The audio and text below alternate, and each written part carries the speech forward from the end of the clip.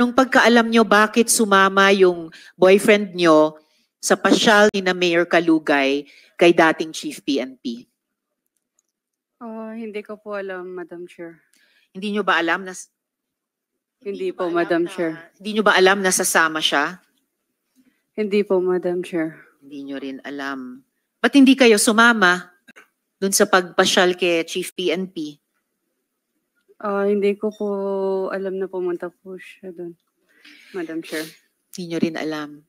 Mayor Kalugay, sabi nyo po last hearing, wala kayong kinalaman sa 3-link na pagmamayari ng pamilyang Guo. Pero meron po kami witness na magsasabi na you were in fact transacting on behalf of that company ni Guo Huaping. Pwede ko pong matanong si Mr. Roderick Carolino. Nasaan po si Mr. Carolino? Sir, kayo po ba yung tumayo? Kung pwede po bumaba kayo dito sa mic para makapagtanong ako sa inyo. Comsec, hindi pa yata siya nanunumpa. So, paki-administer yung oath sa kanila.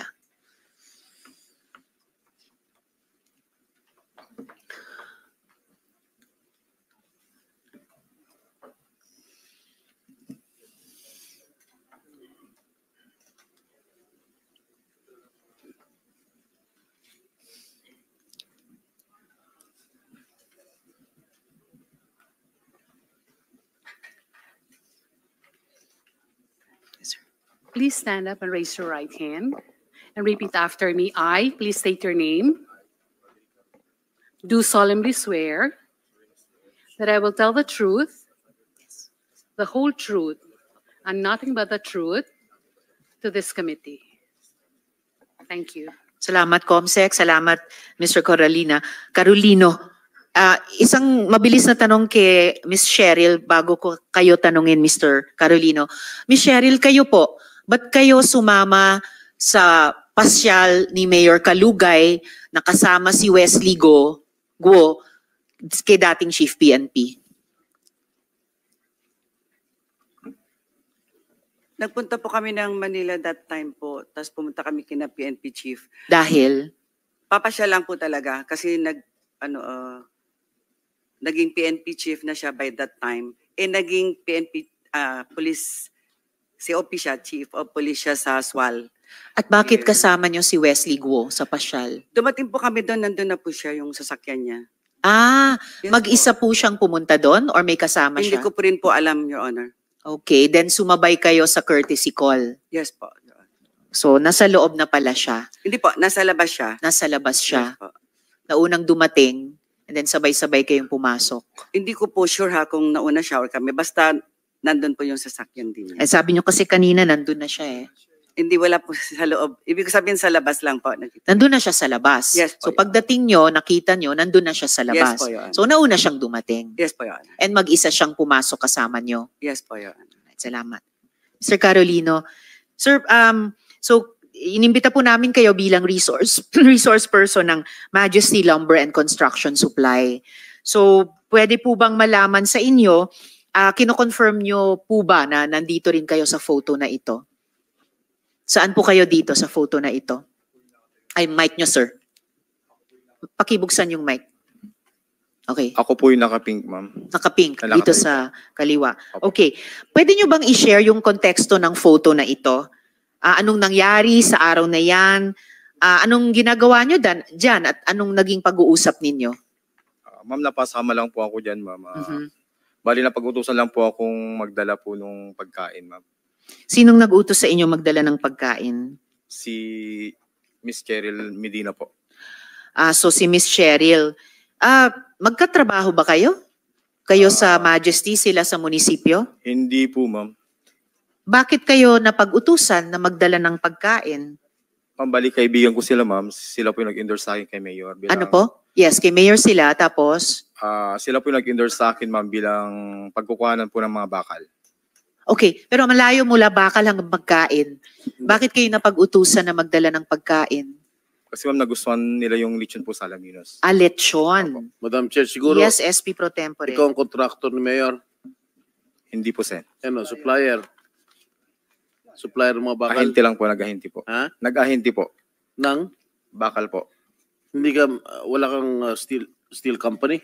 Wala po. Hindi ka nagsusupply ng bakal sa munisipyo? Hindi po sa munisipyo. So paano kayo nagkakilala ni ano? In-endorse Mayor. po ako ni Miss Cheryl Medina po. In-endorse ka? O kasi may Paano kayo kapatid, nagkakilala ni Cheryl? dati pong kasama ko ni Sir sa Alaminos po. Sa? Alaminos po. Alaminos. Sa Pangasinan? Opo. Anong ginagawa ninyo sa Alaminos? Paano kayo nagkakilala? Family friend po. Family friend kayo ni Cheryl tapos in-endorse ko kay Mayor Kalugay. Opo. Alright. Salamat, SP Pro Tempore. So, Mr. Carolino, pwede nyo ba nga i-confirm na si Mayor Kalugay ay nagtatanggap, nagre-receive ng construction supplies on behalf sa 3Link? Siya po yung si Ma'am Cheryl po yung unang katransaction ko. Mhm. Kaso nahirapan po ako sa pagkikipag-transact sa kanya dahil hindi niya po kabisado yung mga sizes po ng bakal. Okay. So si Mayor po mismo yung kausap ko about po sa mga quantity at Mhm. sizes po. Dahil kabisado ni Mayor Kalugay ang mga sizes ng mga bakal. Yes po, ma'am. So, pag nahingi niya sa inyo yung specs ng mga bakal, dinideliver nyo, si Mayor po tumatanggap ng mga bakal on behalf sa 3Link. Yung tao po nila, ma'am. Yung tao ni Mayor ang tumatanggap ng bakal Sa on sa behalf mga sa tarong 3Link. po, ma'am, yung tao po siguro ni Ma'am Alice po yung nandun, ma'am. Mga tao ni dating Mayor Alice Guo, ni Guo Huaping. Opo.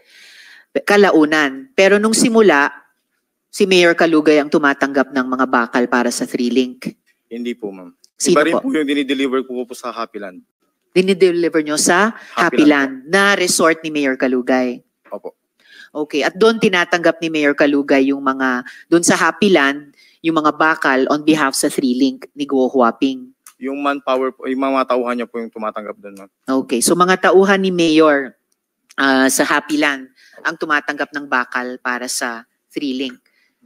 Pero, nung simula, si Mayor Kalugay ang kausap nyo. Sa quantity po, tsaka sa payment po. Sa quantity, pati sa payment. Kaya may at least kaming isang resibo na received from Mayor Kalugay ang nakasulat doon. Opo. Tama. Alright. Mr. Carolino, balikan lang natin yung photo kanina. Yan. Maari niyo po bang ipangalan yung mga nasa photo? Kahit yung kilala mo lang, sabihin mo sa amin isa-isa. Simulan natin. Halimbawa, sino yung katabi nyo na naka-floral? Rona Jean Carolino po. Rona Jean Carolino po. Jean Carolino. And Opo. asawa nyo? Alright, Rona Jean. Sino pang nasa photo na kilala nyo?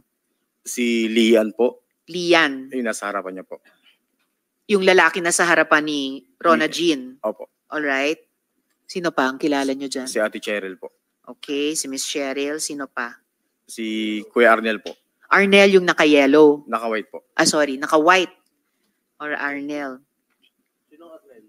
Sinong Arnel yun? Kabahay po ni Ate Cheryl po. Okay. Yung Arnel, kabahay ni Ate Cheryl. Okay, yung nakaputi. Sino pang kilala nyo dyan sa photo na yan? Tsaka si Mayor po. At si Mayor Kalugay. Alright. Sino daw yung naka-yellow? Lately na lang po na nalaman ko kapatid po ni Ma'am Alice Go po yan. Okay. So yan na nga. Si Wesley. Nakita nyo rin, nung pagdating nyo doon, nakita nyo rin, tulad nung nakita ni Miss Cheryl, andun na siya sa labas. Opo. And then sabay sa inyong pumasok. Yung Ako po yung Wesley. pinakahuli, ma'am, na dumating po, ma'am eh. Ikaw ang huling dumating. Opo. So nung dumating kayo, nasa labas pa yung Wesley Guo? Hindi ko na po matandaan, ma'am. Okay, but nakasama nyo siya ng grupo nyo dun sa pagpasyal, Diyan po sa photoshoot po. sa photo na yan. Yung asawa nyo po, magkasama pa kayo hanggang ngayon? Ni Rona Jean Carolino? Hindi na po, Sen. Hindi na. I see. So, Sino yung, bakit? Madam Chair, if I SP may. Pro Tempore. Sino yung nasa kaliwa ni Mayor? Hindi ko po kilala masyado. Sen, nakasama po lang namin dyan sa photoshoot. Mayor, sino yung nasa kaliwa mo? Mayor Kalugay. Mic nyo po. Hindi ko po kilala, Your Honor. Hindi mo kilala? Katabi mo, hindi mo kilala, hindi mo man lang kinalabit, oy, sino ka? Inabutan lang po namin na kausap po yan, Your Honor. Hindi ko po kilala. O Cheryl, kilala mo yun? Miss Cheryl, mic nyo. Hindi po, Your Honor. Naabutan po namin siya sa loob. Hindi, pangalan? Nakasabay lang po Identity? dyan sa picture. Hindi po, Your Honor. Wala, hindi mo kilala kahit identity. Ha? Hindi po, Your Honor. Parang imposible man mayor na hindi mo kilala. Nasa kaliwa mo, katabi mo. Matagal kayo yata nag-uusap dyan. Hindi po, Your Honor. Nung pagdating po namin, nagpicture lang po. Tapos umalis na po kami. Hindi ko po kilala po yung... Nagpa-picture lang kayo kay Chief? Opo, Your Ano ba Honor. ang pakay nyo? Bakit kayo pumunta? Namasyal lang po kami, Your Honor. At ang sabi ng mga kasamahan ko po, gusto po nilang makita po si PNP. Ibig sabihin, on your own, mula Pangasinan, bumiyahe pa kayo sa Camp Crame para makita si Chief PNP? Hindi naman po, Your Honor, may lakad po kaming iba. O kaya nga, agad-agad kayo tinanggap ng opisina ni Chief PNP? Wala kayo appointment? Nagsabi po kami, Your Honor, na mamamasyal po yung mga kasamahan ko po na taga-Swal. Oh, pumayag naman kaagad. Opo, Your Honor. Napaka-VIP niya naman. Pumayag po, Your Honor, pero mabilis On lang the po. same day, gumawa kayo appointment kay Chief PNP, pumayag kaagad? Or how many days before? Kaibigan po ba kayo ni Chief Mga- PNP noon para makapag-walk-in lamang? Siguro po, Your Honor, mga 2 to 3 days po.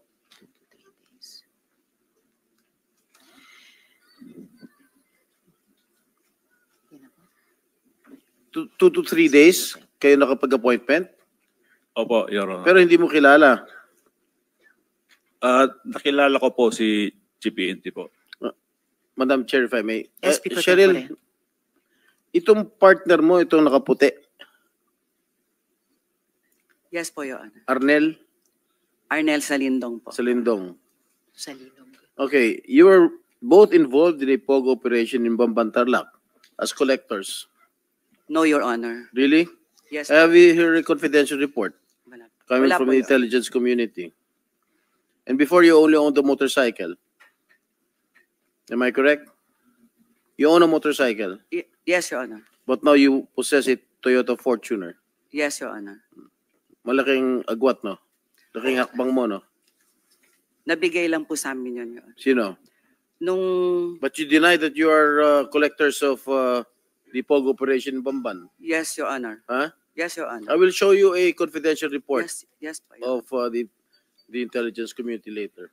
I will furnish a copy of all the members of this committee. Thank you, Madam. Thank you, SP Pro Tempore. Mr. Carolino, sabi nyo kanina, hindi na kayo magkasama ni Miss Rona Jean. Bakit? Yung mic nyo po. Nagkahiwalay na po kami, ma'am. Bakit po kayo nagkahiwalay?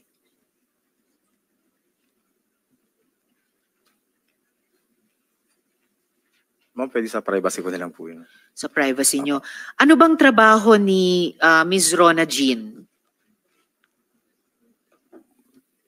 Ma'am, naka nila mayor na po siya, ma'am. Kina Mayor. Anong trabaho nila kay Mayor? Hindi ko po alam kung anong exact title po ng job position po nila ni Ma'am Cheryl. Kahit hindi nyo po alam yung exact title, ano yung mga trabaho niya kay Mayor? Ano yung mga gawain? Ano yung mga pinagagawa sa kanya ni Mayor Kalugay? Ma'am, lately, ma'am, nung bigla po kami nagkahiwalay, ma'am, in a few days, ma'am, nandun na po siya. Hindi ko na po alam yung mga job.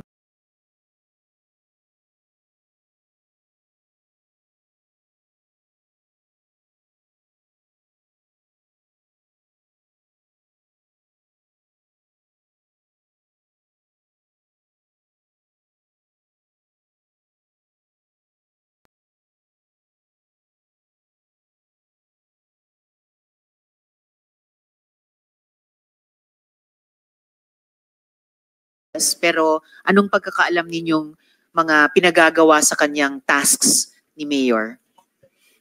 Basta ang alam ko lang, ma'am, lagi po sila magkakasama nila, Ma'am Cheryl. Okay. Lagi silang magkakasama ni Miss Cheryl. Miss Cheryl, ano po ba ang mga tungkuling ibinibigay ni Mayor Kalugay kay Miss Rona Bugay G? 1111. Clerical po, Your Honor. Clerical. Office po. Ano pa, bukod sa clerical? Ganun po, nag-a-assist lang po kami doon sa mga taong pumupunta doon sa munisipyo. Ganun po. I remind you na under oath po kayo, Miss Cheryl. Kasi nabalitaan namin na si Miss Rona Jean ay bag lady ni Mayor. Hindi po, Your Honor. So ano lang ang sa pagkaalam nyo, and I remind you, you're under oath. Ano ang mga responsibilidad, ano ang mga trabaho ni Miss Rona Jean kay Mayor?